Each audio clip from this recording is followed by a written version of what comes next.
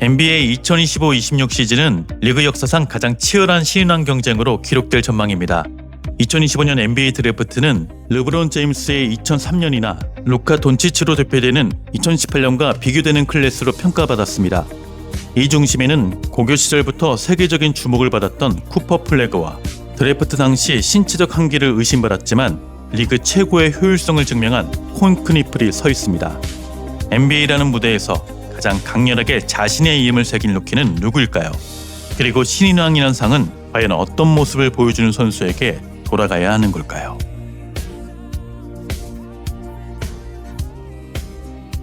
플래그는 신인이라고 부르기 전부터 너무 유명했습니다. 그는 메인주 출신의 괴물 유망주였고 노코메스 지역 고등학교 시절부터 이미 남다른 재능으로 주목받았습니다. 플래그는 고등학교를 1년 일찍 마치고 듀크대에 들어갔는데 그럼에도 대학 농구에서 거의 모든 상을 쓸어 담았습니다. 공격에서 플래그는 팀 전체의 효율을 높이는 연결고리 역할을 수행했습니다. 비록 1대1 아이솔레이션 상황에서의 핸들링은 다소 개선의 여지가 있다는 평가를 받았지만 피켄롤 상황에서의 결정력과 속공 상황에서의 기동력은 타의 추종을 불허했습니다.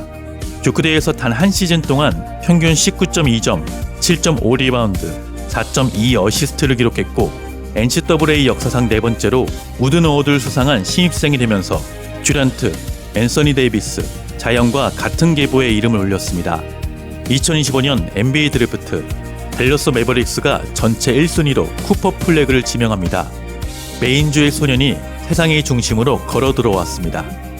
콘 크니플은 위스콘신주 미러키의 농구가족 출신입니다.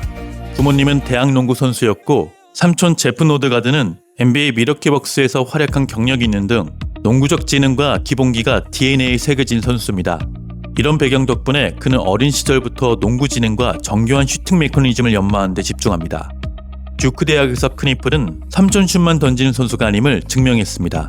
39.5%의 높은 3점 성공률을 기록하면서도 팀 내에서 쿠퍼 플래그 다음으로 많은 출전 시간을 소화하며 수비와 리바운드에서도 헌신적인 모습을 보였습니다. 특히 2.1이라는 훌륭한 어시스트 턴오버 비율을 기록하며 안정적인 경기 운영을 뽐냈습니다. 듀크에서 평균 14.4득점, 4리바운드, 2.7 어시스트, 야투율 48%, 3점슛 41%, 자유투 91%.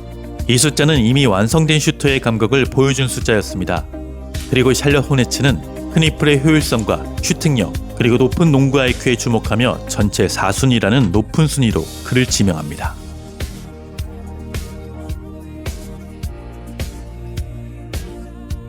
NBA 데뷔 첫날인 2025년 10월 22일 플래그는 포인트 가드로 선발 출전해 10득점 10리바운드. 그는 포워드가 아니라 포인트 가드로 시작했습니다. 댈러스가 그를 어디에 써야 할지 몰랐기 때문입니다. 다시 포워드로 돌아간 이후 15경기 평균 20득점, 6.9 리바운드, 3.7 어시스트, 야투율 51%. 그리고 12월 15일 유타 재즈전 42득점을 기록하며 NBA 역사상 최연소 40득점 이상. 이전 기록이었던 르브론 제임스보다 94일 어렸습니다. 시즌 평균 21득점, 6.7 리바운드, 4.5 어시스트.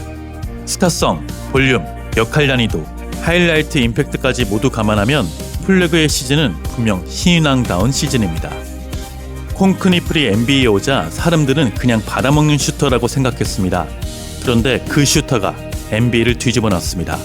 시즌 전체 3점 273개, NBA 역사상 루키 최다 3점슛 기록, 리그 전체 3점 성공 개수 1위도 크니플이 차지했습니다. 3점 성공률 42.5%, 경기당 8번의 3점 시도, 많이 던지고 많이 넣었습니다. 시즌 평균 18.5득점, 5.3 리바운드, 3.4 어시스트. 특히 그는 캐치앤슛 상황에서 경기당 8.1득점을 기록하며 리그 전체 1위를 차지했습니다. 크니플은 현대농구에서 슈터가 가질 수 있는 가장 파괴적인 모습을 보여줬습니다.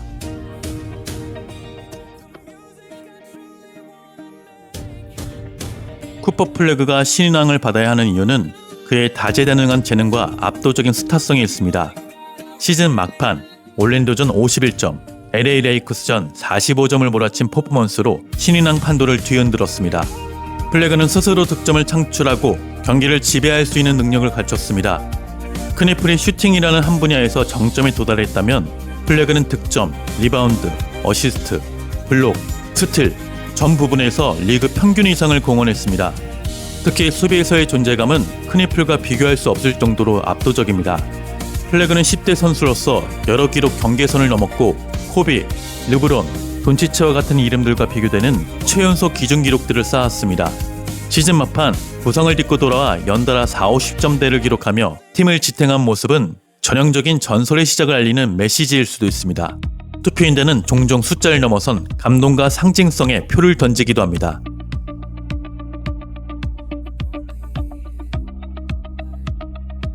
콩크니플은 좋은 신인을 넘어 리그 전체의 패러다임을 바꾼 역사적 성과를 냈습니다. 신인이 리그 전체 3점슛 성공 1위를 기록한 것은 NBA 역사상 최초의 사건입니다. 이는 스테픈 커리조차 해내지 못한 영역에 도달했음을 의미합니다.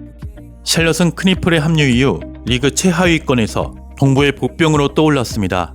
샬럿은 전 시즌 19승 팀에서 크게 도약했고 크니플의 경기 영향력과 팀 성적은 크니플을 뽑아야 하는 이유가 됩니다. 대체 선수 대비 가치, 승리 기여도, 추정 득실 마진 등 모든 고급 통계에서 크니플은 플래그를 압도합니다. 감정적인 스타 파워를 배제하고 오직 코트 위에서의 효율은 크니플이 우위입니다.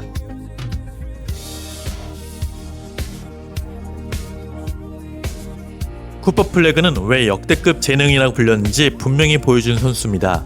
득점, 리바운드, 어시스트, 수비 영향력까지 신인치고는 말이 안 되는 모습을 보여줬습니다. 그리고 약한 팀에서 혼자 매경기 최선을 다해 싸웠습니다. 이기지 못했어도 포기하지 않았습니다. 콩크니플은 자신이 무엇을 잘하는지 정확히 알고 있었습니다. 그 장점을 NBA 시스템 속에서 가장 빠르게 현실로 만든 선수였습니다. 공간을 만들고 흐름을 좋게 만들고 승리를 더 가까이 만들었습니다. 그리고 그 모든 과정이 한 시즌 내내 크게 흔들리지 않았습니다. 그래서 이번 시즌 신인왕 경쟁은 동부에서 무엇을 더 높게 평가할 것인가를 묻는 싸움이 됐습니다. 모두가 숨을 죽이게 만드는 순간들, 경기장을 뒤집는 폭발력, 이 선수가 결국 NBA의 얼굴이 될지도 모른다는 예감을 남긴 쿠퍼 플래그. 그리고 매경기 묵묵히 팀을 살리고 효율로 승리를 만들고 조용하지만 단단하게 시즌을 쌓아 올린 콩크니플. 어쩌면 몇 년 뒤 우리는 이 신인왕 결과보다도 한때 듀크대에서 함께 뛰던 두 선수가 서로 다른 방식으로 리그를 뒤흔들기 시작했던 바로 이 첫 시즌 자체를 더 오래 기억하게 될지도 모릅니다. 그리고 그 시작의 한가운데에 지금 우리가 보고 있는 이 신인왕 경쟁이 있습니다. 자, 이제 여러분에게 물어보겠습니다. 25-26 NBA 신인왕, 여러분의 선택은 쿠퍼 플래그인가요? 아니면 콩크니플인가요?